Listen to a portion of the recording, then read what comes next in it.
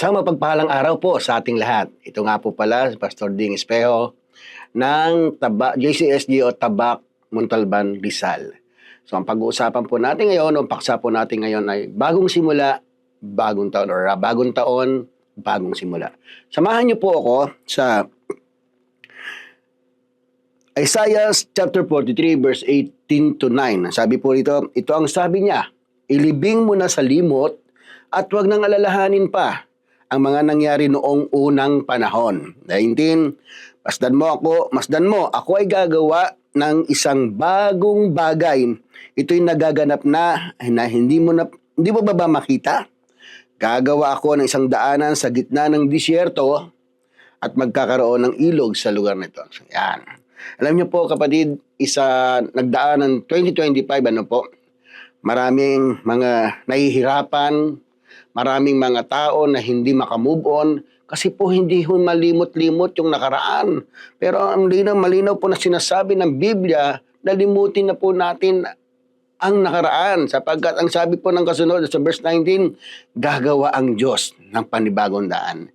Kapatid, kung ikaw ay nakakaranas ng hindi pagkalimot sa mga nangyari noon, ito na ang panahon para ikaw at ang Diyos ay muli mong lapitan at kapitan upang makalimutan mo ang lahat-lahat na nangyari sa iyong buhay.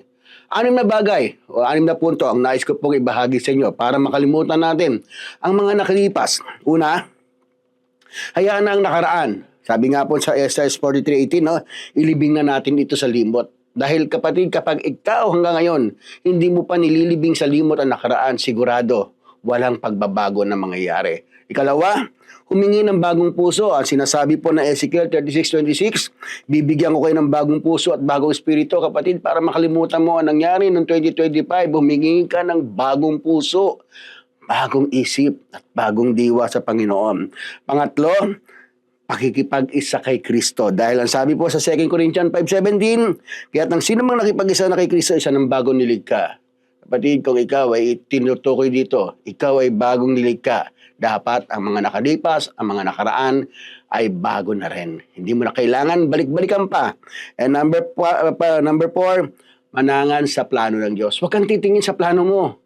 Dapat laging ang plano mo nakalin sa Panginoon Diyos. Dahil kapag plano mo sinusunod mo, walang mangyayari, walang pagbabago, walang bagong simula para sa bagong taon. And last, magtiwala ng buong puso sa Panginoon. Pawikaan 3:5, kayawi ka magtiwala, buong puso at lubusan. Maraming salamat po. Muli, pagpalain po ng Panginoon Diyos, tayo po'y manalangin. Amang Diyos na makapangyarihan sa oras na to, ako po'y nagpapasalamat. Kami po'y nagpupuri sa iyo.